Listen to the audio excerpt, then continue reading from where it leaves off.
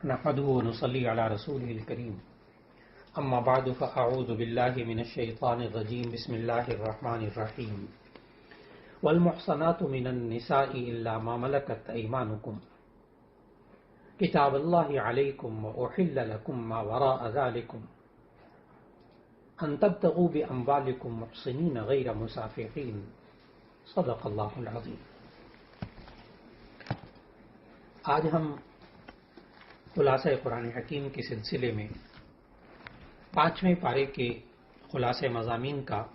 مطالعہ کر رہے ہیں۔ چوتھے پارے کے آخر میں اللہ تعالیٰ نے ان عورتوں کا ذکر کیا تھا کہ جن سے نکاح کرنا حرام ہے۔ اب 5ویں پارے کے آغاز میں اللہ تعالیٰ یہ ارشاد فرما رہا ہے کہ ان محرمات کے سوا دوسری عورتیں تمہارے لیے حلال ہیں، اس طرح سے کہ یہ تم مال خرچ کر کے ان سے نکاح کر لو، یعنی حق مہر تم مقرر کر لو، بشرطے کہ نکاح سے مقصود عفت اور عصمت قائم رکھنا ہو، صرف خواہشات نفسانی کو پورا کرنا مقصود نہ ہو۔ اللہ تعالیٰ نے یہاں ابتدائی آیات میں ارشاد فرمایا فَمَسْتَمْتَعْتُمْ مِنْهُنَّ، کہ جن عورتوں سے تم فائدہ حاصل کرو۔ ان الفاظ سے بعض لوگوں نے متعے کے جواز پر استدلال کیا، یعنی موقت نکاح کہ ایک دن، ایک رات، ایک مہینے کے لیے نکاح کر لینا، وقت مقرر کر لینا نکاح کا۔ تو اس آیت سے فَمَسْتَمْتَعْتُمْ کے لفظ سے یہ استدلال اہل سنت والجماعت کے نزدیک یہ باطل ہے۔ اس آیت میں نکاح شرعی کا ذکر ہے، متعے کا ذکر ہرگز نہیں ہے۔ یہ بات درست ہے کہ زمانہ جاہلیت میں متعے کا رواج تھا، چونکہ اسلام کے احکام آہستہ آہستہ نازل ہوئے، اسلام میں بھی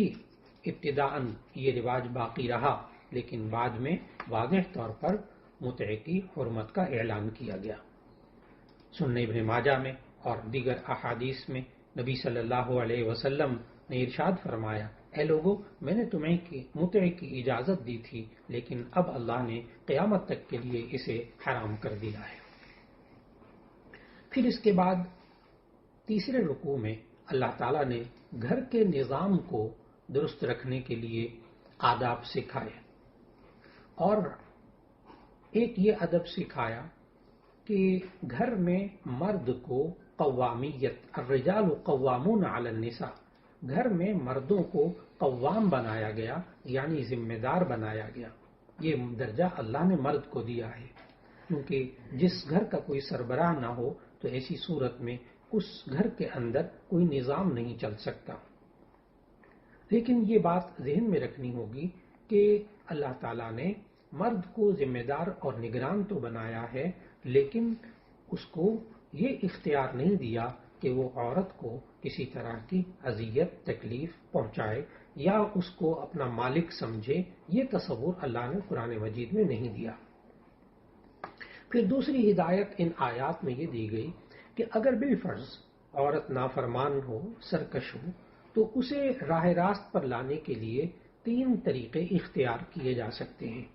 یہ بھی اللہ تعالیٰ نے ان آیات میں بتایا۔ پہلا طریقہ یہ ہے کہ اسے سمجھایا جائے اور سرکشی کے جو برے نتائج ہوتے ہیں ان سے خبردار کیا جائے، خوب سمجھایا جائے۔ اور دوسرا طریقہ یہ بتایا کہ اگر وعظ و نصیحت اور سمجھانا اس پر اثر نہ کرے تو دوسری تدبیر، نفسیاتی طریقہ بتایا کہ اس کا بستر الگ کر دیا جائے اور اس سے کچھ دیر کے لیے کنارہ کشی اختیار کر لی جائے۔ اور تیسرا طریقہ اللہ تعالیٰ نے ہمیں بتایا کہ اگر پھر بھی وہ نہ سمجھے تو ایسی صورت میں اس کو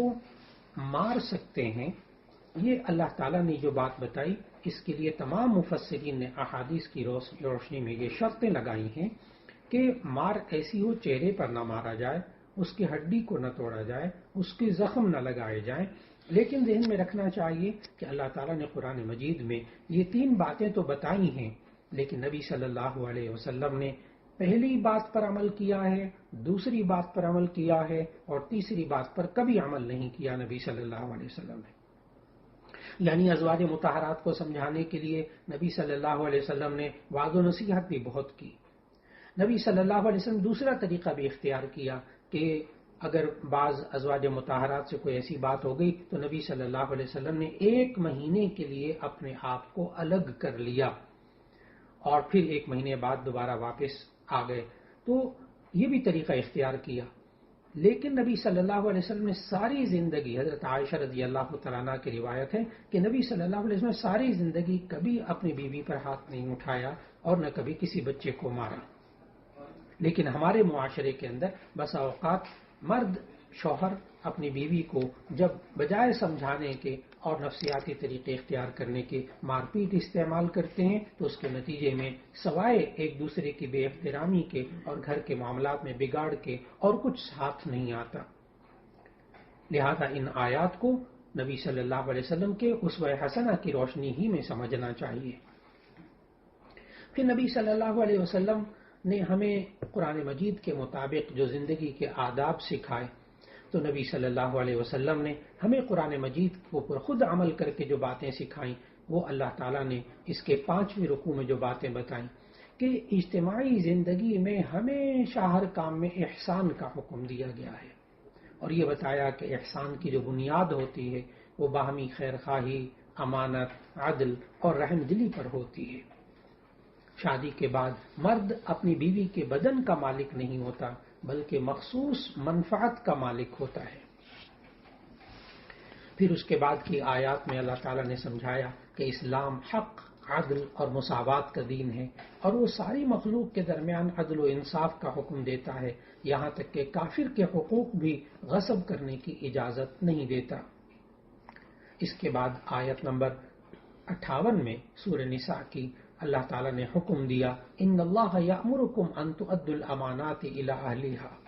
بے شک اللہ تعالیٰ آپ کو حکم دیتا ہے کہ آپ امانت والوں کو ان کی امانت واپس فرما دیں۔ اس آیت کے شان نزول میں ایک اہم واقعہ لکھا مفسرین نے احادیث کی روشنی میں کہ ایک صاحب تھے، نبی صلی اللہ علیہ وسلم جب مکہ میں تھے اس وقت ایک صاحب تھے عثمان ابن طلحہ، جنہوں نے اسلام اس وقت قبول نہیں کیا تھا، اور فتح مکہ سے پہلے ان کے پاس چابی ہوتی تھی۔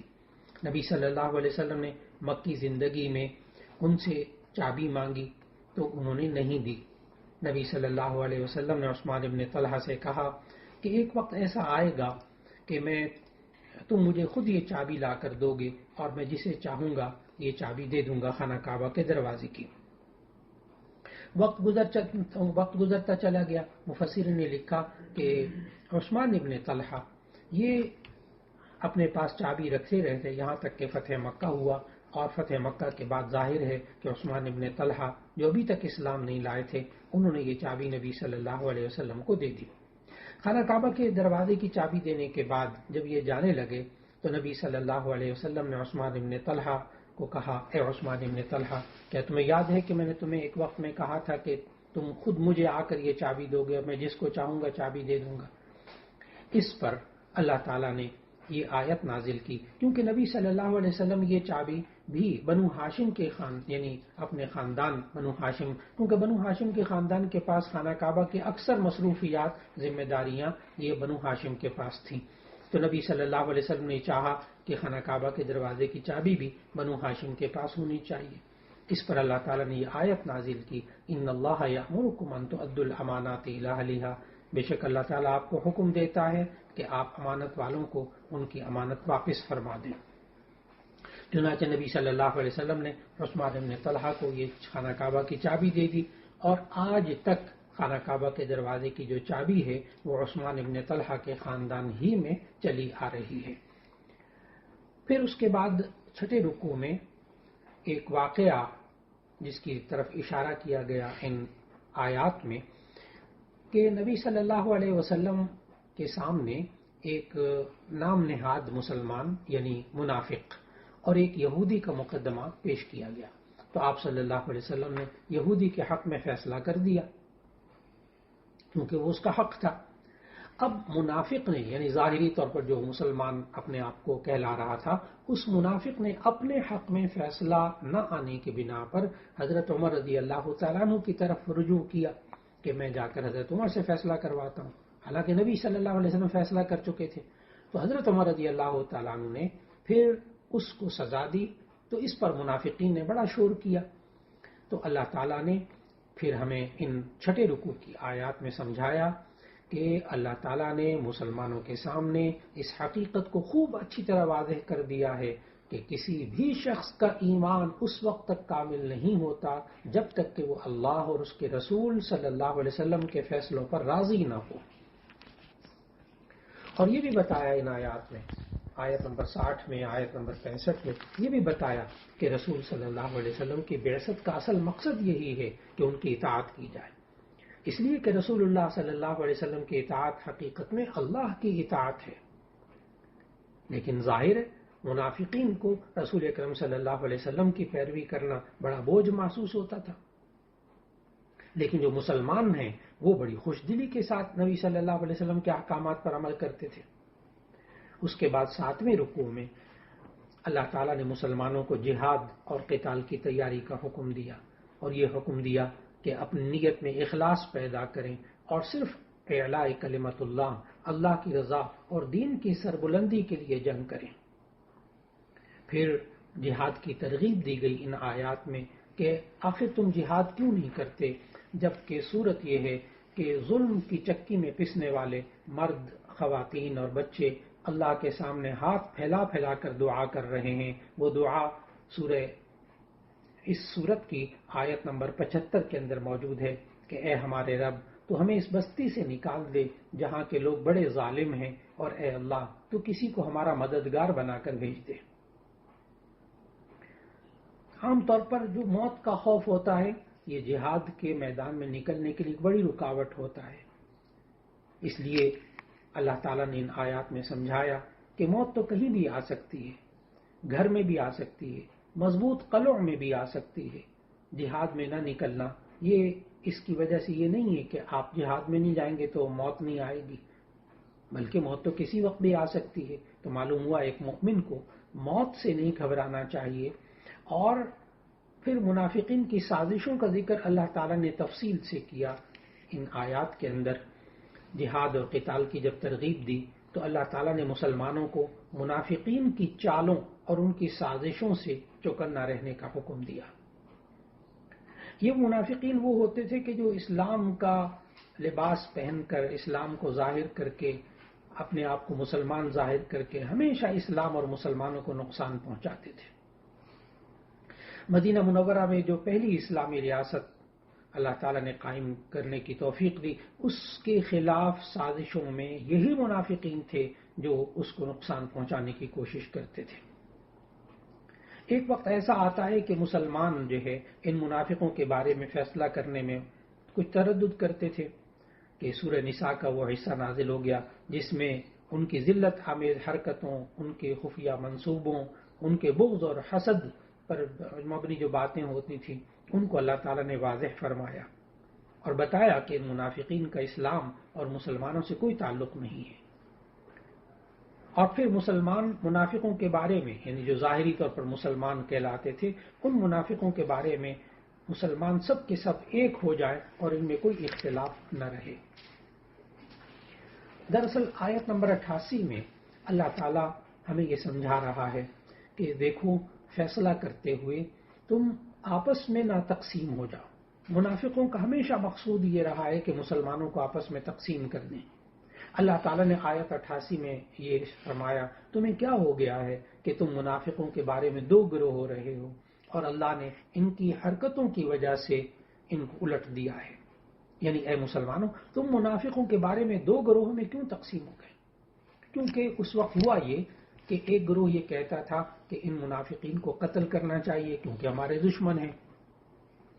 اور دوسرا گروہ یہ کہتا تھا کہ ان کے بارے میں نرم پہلو ذرا اختیار کرنا چاہیے، نرم گوشہ رکھنا چاہیے، کیونکہ بہرحال وہ اسلام ظاہر کرتے ہیں اور ہمارے دینی بھائی ہیں۔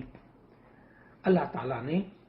ان کے نفاق اور معصیت کی وجہ سے دوبارہ کفر کی طرف ان کو واپس لوٹا دیا ہے۔ اللہ تعالیٰ نے پھر ان کی برائی بیان کی۔ اس کے بعد اللہ تعالیٰ نے حقیقت واضح کرتے ہوئے ان منافقین کے بارے میں بتایا کہ دراصل آیت نمبر 889 میں آیت نمبر 89 میں اللہ تعالیٰ نے بتایا کہ یہ منافق یہ چاہتے ہیں کہ جیسے وہ خود کافر ہیں تم بھی کافر بن جاؤ، پھر تم دونوں برابر ہو جاؤ، بس ان میں سے کسی کو دوست نہ بناؤ جب تک کہ وہ اللہ کی راہ میں ہجرت نہ کریں، بس اگر وہ منہ پھیریں تو انہیں پکڑو اور جہاں بھی پاؤ انہیں قتل کر دو اور کسی کو دوست اور مددگار نہ ٹھہراؤ۔ پھر اس کے بعد 10ویں رکوع میں اللہ تعالیٰ نے مؤمن کے قتل عمد کی سزا بتائی اور اس کے لیے اللہ تعالیٰ نے بہت سخت سزا بیان فرمائی۔ اللہ تعالیٰ نے آیت نمبر 93 میں ارشاد فرمایا، جو کوئی کسی مؤمن کو جان بوجھ کر قتل کرے اس کی سزا جہنم ہے جس میں وہ ہمیشہ رہے گا، اس پر اللہ کا غضب اور اس پر اللہ کی لعنت ہوگی اور اس کے لیے اللہ نے بڑا عذاب تیار کر رکھا ہے۔ پھر اللہ تعالیٰ نے اگلی آیات میں جہاد کی اہمیت اور مجاہدین کی فضیلت بیان کی، اور اللہ تعالیٰ نے فرمایا کہ مجاہدین کی فضیلت بیان کرتے ہوئے کہ اللہ کی راہ میں جہاد کرنے والے اور ہاتھ پر ہاتھ رکھ کر بیٹھ رہنے والے یہ دونوں برابر نہیں ہو سکتے۔ پھر اللہ تعالیٰ نے ہجرت کا ذکر کیا، آیت نمبر 97 سے اللہ تعالیٰ نے ہجرت کا ذکر کرتے ہوئے فرمایا کہ جو شخص قدرت کے باوجود دار الکفر سے دار الاسلام کی طرف نہیں ہجرت کرتا اور اس کی اس حالت میں موت آ جاتی ہے تو اس کا ٹھکانہ جہنم ہے۔ اس کی وجہ یہ ہوئی کہ دراصل نبی صلی اللہ علیہ وسلم نے جب ہجرت کی تو ایسی صورت میں جو توفیق رکھنے والے ایمان والے تھے ان سب نے نبی صلی اللہ علیہ وسلم کے ساتھ ہجرت کی، بعض نے پہلے ہجرت کی، بعد میں بھی ہجرت کی، لیکن بعض چونکہ بیمار تھے جیسے حمزہ ابن قیس رضی اللہ تعالی عنہ، یہ بہت بیمار تھے۔ جب ہجرت کی آیات نازل ہوئیں تو حضرت یہ حمزہ ابن قیس رضی اللہ تعالی عنہ یہ چونکہ بیمار تھے تو بڑے پریشان ہوئے، چلنے پھرنے کے قابل نہیں تھے، تو انہوں نے اپنے بیٹوں سے کہا کہ مجھے چرپائی پر ڈال کر مدینہ منورہ لے جاؤ، میں مکے میں ایک رات بھی نہیں گزاروں گا۔ تو انہیں چارپائی پر ڈال کر مدینہ منورہ لے جانے لگے، لیکن مکے سے نکلتے ان کا انتقال ہو گیا۔ اس پر سورہ نساء کی آیت نمبر 100 میں اللہ تعالیٰ نے فرمایا، اور جو شخص اللہ اور اس کے رسول صلی اللہ علیہ وسلم کی طرف ہجرت کر کے گھر سے نکل جائے پھر اس کو موت آ جائے تو اس کا ثواب اللہ کے ذمے ہو چکا اور اللہ بخشنے والا مہربان ہے۔ پھر اس کے بعد کی آیات میں اللہ تعالیٰ نے صلاۃ الخوف کا ذکر کیا اور مسافر کی نماز کا ذکر کیا۔ اللہ تعالیٰ نے سمجھایا کہ جب انسان زمین پر سفر کرے تو ایسی صورت کے اندر اس کو چاہیے کہ وہ قصر نماز پڑھے۔ سفر کی جو مدت ہے یعنی سفر کی جو مسافت ہمیں احادیث سے معلوم ہوتی ہے وہ یہ کہ انسان 48 میل یا 77 کلومیٹر تقریباً اگر جانے کا ارادہ کر لے تو ایسی صورت میں اس انسان کو پھر 4 رکعت والی فرض نماز 2 رکعت پڑھنی چاہیے۔ یہ اللہ تعالیٰ نے قصر کا حکم ہمیں سورہ نساء کے اندر عطا فرمایا۔ پھر اس کے بعد اللہ تعالیٰ نے 13ویں رکوع میں ایک مشہور واقعے کے متعلق بتایا کہ اصل میں ہوا یوں کہ ایک شخص نے چوری کر کے ایک یہودی پر بہتان لگا دیا، تو اس نے اور اس کے رشتہ داروں نے جب باتیں بنائیں تو نبی صلی اللہ علیہ وسلم کی باتوں سے متاثر ہوئے۔ قریب تھا کہ نبی صلی اللہ علیہ وسلم اس یہودی کے خلاف فیصلہ کر دیتے کہ اللہ تعالیٰ نے یہ آیات نازل فرمائیں کہ آپ ایسے لوگوں کا ساتھ دینے اور ان کی وکالت بالکل نہ کریں، اور پھر یہ بھی فرمایا کہ آپ مقدمے میں شریک نہ ہوں ان لوگوں کے، اور اللہ تعالیٰ بے شک بڑا بخشنے والا بڑا مہربان ہے۔ یہ آیات اور یہ واقعہ یہ عدل و انصاف کی تاریخ میں ایک اہم واقعہ ہے کہ اصل میں ایک یہودی تھا ایک طرف اور دوسری طرف ایک ظاہری طور پر مسلمان یعنی منافق، ان دونوں میں جھگڑا ہوا۔ جب آپ صلی اللہ علیہ وسلم کا میلان ظاہری طور پر وہ جو اسلام جس نے قبول کیا تھا اس کی طرف ہوا یعنی منافق کی طرف، تو اس پر اللہ تعالیٰ نے آپ صلی اللہ علیہ وسلم کو یہ فرمایا۔ ان آیات کے نازل ہونے کے بعد یہ شخص جس نے چوری کی تھی یہ مکہ بھاگ گیا، دوبارہ واپس چلا گیا، مکہ جا کے مرتد ہو گیا۔ تو اللہ تعالیٰ نے 15ویں رکوع میں آیت نمبر 116 میں پھر یہ ارشاد فرمایا، جو کہ قیامت تک کے لیے اصول اللہ تعالیٰ نے بنا دیا کہ ان اللہ لا یغفر ان یشرک بہ ویغفر ما دون ذلک لمن یشاء، کہ اللہ تعالیٰ مشرک کو نہیں بخشے گا، باقی ہر ایک کو بخش دے گا۔ یہاں ذہن میں رکھنا چاہیے کہ سب سے بڑا ظلم اللہ نے قرآن مجید میں وہ شرک کو قرار دیا، ان شرک لظلم عظیم، کہ شرک بہت بڑا ظلم ہے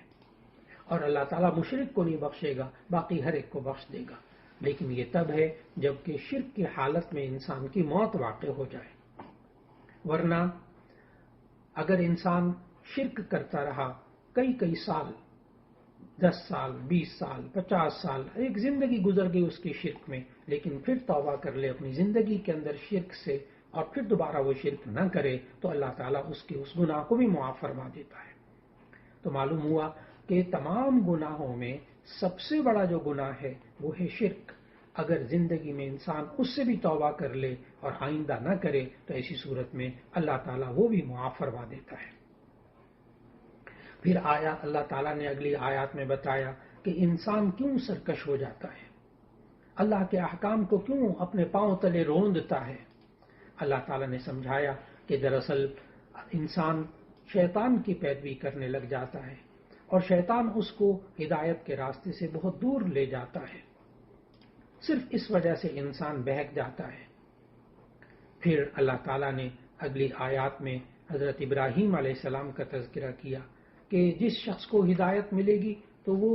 حضرت ابراہیم علیہ السلام ہی کے دین کی پیروی کرے گا، اس لیے کہ اللہ تعالیٰ نے اس دین کو، حضرت ابراہیم علیہ السلام کے دین کو ملت ابراہیم حنیفہ کہا کہ یہ شرک سے پاک ہے، ٹیڑھے پن اور کجی سے پاک ہے، اس لیے ہدایت اسی کو ملے گی جو حضرت ابراہیم علیہ السلام کے دین کی پیروی کرے گا، یعنی شرک کے راستے کو اختیار نہیں کرے گا۔ پھر 16ویں رکوع میں اللہ تعالیٰ نے دوبارہ سورہ نساء کے اندر عورتوں کا تذکرہ کیا، عورتوں سے متعلق احکامات کا ذکر کیا، اور اللہ تعالیٰ نے سمجھایا کہ عورتوں پر ظلم کرنے اور ان کے حقوق کو غصب کرنے سے اللہ تعالیٰ نے منع فرمایا، اور ساتھ یہ بھی سمجھایا کہ اگر میاں بیوی کے درمیان کبھی اختلاف ہو جائے تو انہیں آپس میں صلح کر لینی چاہیے کہ صلح ہی اچھا راستہ ہے۔ یہاں تک کہ اگر گھریلو زندگی کے اندر کبھی آپس میں اختلافات ہو جائیں تو اللہ تعالیٰ نے ہمیں اس کا ادب بھی سکھایا۔ آج کل ہمارے معاشرے کے اندر بسا اوقات ایسا ہوتا ہے کہ شادی بیاہ کے معاملات میں لڑکا اور لڑکی یہ یوں کہتے ہیں، میاں بیوی یا ہونے والے میاں بیوی یا نوجوان لڑکے اور لڑکی شادی کرنے میں بھی اپنی مرضی کو استعمال کرتے ہیں، وہاں بھی ان سے غلطی ہو جاتی ہے، ماں باپ کو شریک نہیں کرتے اپنی مرضی میں۔ اور دوسرا یہ ہوتا ہے کہ جب ان کے آپس میں اختلافات ہوتے ہیں تو یہ انسان کہتا ہے زندگی تو ہم نے گزارنی، ہم فیصلہ کریں گے، پھر یہ اپنے ماں باپ کو اور بڑوں کو بیچ میں نہیں ڈالتے، پھر وہاں غلطی ہو جاتی ہے۔ اللہ تعالیٰ نے ہمیں ان آیات میں سکھایا، ان خفتم شقاق بینہما فبعثوا حکما من اہلہ وحکما من اہلہا ان یریدا اصلاحا یوفق اللہ بینہما، کہ اگر تمہیں ڈر ہو کہ آپس میں یہ لڑائی زیادہ بڑھ جائے گی میاں بیوی کی، تو ایسی صورت میں فبعثوا حکما من اہلہ، تو ایک حکم فیصلہ کرنے والا لڑکے والوں کی طرف سے مقرر کر لیں اور ایک حکم لڑکی والوں کی طرف سے مقرر کر لیں، ان یریدا اصلاحا، اگر یہ آپس میں صلح چاہتے ہوں گے، یوفق اللہ بینہما، اللہ ان کے درمیان موافقت عطا فرما دے گا۔ تو معلوم ہوا کہ آپس میں میاں بیوی کو خود سری سے اور خود اپنی رائے سے فیصلہ کرنے کے بجائے جب انسان چاہتا ہے کہ یہ زندگی بس جائے اور یہ گھر بس جائے تو ایسی صورت کے اندر انسان کو پھر آپس میں بزرگوں کو درمیان میں ڈال لینا چاہیے، وہ بزرگ جو حکم ہوں یعنی فیصلہ کرنے کی صلاحیت رکھتے ہوں اور ان رشتوں کو نبھانے اور جوڑنے کی فکر کرتے ہوں۔ تو اللہ تعالیٰ نے قرآن مجید کی ان آیات میں فرمایا کہ پھر اللہ تعالیٰ ان کے درمیان انشاءاللہ العزیز صلح پیدا کر دے گا۔ اور عام طور پر یہی ہوتا ہے کہ میاں بیوی میں لڑائیاں ہوتی ہیں اور پھر خود فیصلے کر لیتے ہیں، پھر اس کے بعد پچھتاتے ہیں، کچھ عرصے کے بعد پھر یہ سوچتے ہیں کاش ہماری زندگی دوبارہ واپس لوٹ آئے۔ لیکن اگر یہی بڑوں کو بیچ میں ڈالا ہوتا قرآن مجید کی ان آیات کے مطابق تو ایسی صورت میں بعد کی شرمندگی سے بچ سکتے تھے۔ پھر اس کے بعد اللہ تعالیٰ نے اس کے اندر سورہ نساء کے 20ویں اور آخری رکوع کے اندر اللہ تعالیٰ نے ہمیں سمجھایا کہ اے ایمان والو تم آپس میں انصاف کرنے والے بن جاؤ، اور اگر گواہی بھی دو تو ایسی صورت میں سچی گواہی دو، اگرچہ اپنے آپ کے خلاف گواہی دینے پڑے، یا ماں باپ ہوں یا رشتہ دار ہوں تب بھی سچی گواہی دو، اور اس کی وجہ سے اس گواہی سے نہ رخ پھیرنا۔ پھر اس کے بعد اللہ تعالیٰ نے آیت نمبر 136 میں ہمیں یہ بتایا کہ انسان کو کن باتوں پر ایمان رکھنا چاہیے۔ اللہ تعالیٰ نے سمجھایا من یکفر باللہ وملائکتہ وکتبہ ورسلہ والیوم الآخر فقد ضل ضلالا بعیدا، کہ جو شخص اللہ کا انکار کرتا ہے، فرشتوں کا انکار کرتا ہے، آسمانی کتابوں کا انکار کرتا ہے، رسولوں کا انکار کرتا ہے اور آخرت کا انکار کرتا ہے تو وہ کھلی گمراہی میں جا پڑا۔ یہ وہ 5 چیزیں ہیں جب ہم ایمان مفصل پڑھتے ہیں کہ کن 5 باتوں پر ایمان لانا چاہیے، تو اسی ترتیب سے اللہ تعالیٰ نے یہاں ایمان مفصل کا ذکر فرمایا۔ بہت دفعہ یہ سوال ذہن میں آتا ہے کہ ہم جو 5 باتوں پر ایمان رکھتے ہیں اس کا ذکر قرآن مجید میں کہاں ہے؟ تو وہ کئی جگہ ہے، لیکن سورہ نساء کی آیت نمبر 136 میں بالکل اسی ترتیب کے ساتھ وہ 5 چیزیں موجود ہیں۔ آمنت باللہ، آمنت میں ایمان لایا، اس کے بعد باللہ و ملائکتہ و کتبہ و رسلہ والیوم الآخر، اور یہ 5 چیزیں بالکل اسی ترتیب سے ان آیات کے اندر موجود ہیں۔ پھر اس کے بعد اللہ تعالیٰ نے اس سورہ نساء کے آخری رکوع میں، سورہ نساء کے اس 20ویں رکوع میں یعنی 5ویں پارے کے آخری رکوع کے اندر اللہ تعالیٰ نے پھر ہمیں سمجھایا منافقین کے بارے میں، اور منافقین کے برا ہونے کے بارے میں ہمیں سمجھایا کہ یہ منافق، ذہن میں رکھیے گا کہ منافق جو ہیں وہ 2 طرح کے ہوتے ہیں، ایک منافق اعتقادی، ایک منافق عملی۔ عقیدے کے اعتبار سے منافق یعنی ذہن کے اندر، اپنے دل کے اندر ایمان نہ رکھنا اور زبان سے کہنا ہم ایمان لائے، یہ نبی صلی اللہ علیہ وسلم کے زمانے میں یہ جو منافق ہوتے تھے ان کا نفاق اللہ تعالیٰ ظاہر کر دیتا تھا، وحی کے ذریعے نبی صلی اللہ علیہ وسلم کو بتا دیتا تھا کہ یہ منافق ہیں، ظاہری طور پر ایمان لائے، اندر سے مومن نہیں ہیں۔ لیکن آج ہم چونکہ وحی کسی پر نہیں اب آتی، وحی کا دروازہ بند ہو چکا، رسالت کا دروازہ بند ہو چکا، اس لیے ہم کسی کو اب منافق اعتقادی نہیں کہہ سکتے۔ ہاں، نبی صلی اللہ علیہ وسلم نے جو منافق کی نشانیاں بتائی ہیں وہ ان نشانیوں کو سامنے رکھتے ہوئے ہم کسی کو یہ تو کہہ سکتے ہیں کہ اس کے منافقوں والے کام ہیں، لیکن ہم یہ نہیں کہہ سکتے کہ یہ فلاں منافق ہے۔ یہ آج کل معمول ہے کہ لوگ ذرا سی بات پر جو ہے وہ ایک دوسرے کو منافق کہتے ہیں، تو منافق نہیں کہنا چاہیے، اس لیے کہ جو منافق اعتقادی ہوتا ہے سورہ نساء کے اندر آیت نمبر 142 میں اللہ تعالیٰ نے اس کی بڑی برائی بیان کی، ان المنافقین یخادعون اللہ وهو خادعهم، کہ یہ اللہ کو دھوکہ دیتے ہیں، اللہ ان کو دھوکہ دیتا ہے، یعنی یہ اتنے برے ہیں کہ ایسی صورت کے اندر ان المنافقین فی الدرک الاسفل من النار، کہ یہ جہنم کے سب سے نچلے درجے میں جا کر یہ منافق رہیں گے۔ پھر اس کے بعد اس 5ویں پارے کی آخر میں اللہ تعالیٰ نے ہمیں ایک اہم حکم دیا، زندگی کے اندر ایک اہم بات سمجھائی، بالکل آخری آیت ہے یہ 5ویں پارے کی، اس کا ضرور مطالعہ کرنا چاہیے کہ اللہ تعالیٰ نے فرمایا ما یفعل اللہ بعذابکم ان شکرتم وآمنتم، کہ اللہ تمہارے ساتھ کیا کرے گا اگر اللہ تمہیں عذاب دے لے گا، ان شکرتم وآمنتم، اگر تم شکر کرو گے اللہ کا اور تم ایمان لاؤ گے، وکان اللہ شاکرا علیما، اللہ تعالیٰ بڑا قدر کرنے والا اور خوب جاننے والا ہے۔ معلوم ہوا ایک انسان اللہ کا شکر ادا کرتا رہے اور ایک اللہ پر ایمان رکھے تو ایسی صورت میں اللہ کو کوئی مزہ نہیں آتا کہ وہ اپنے بندوں کو عذاب دے۔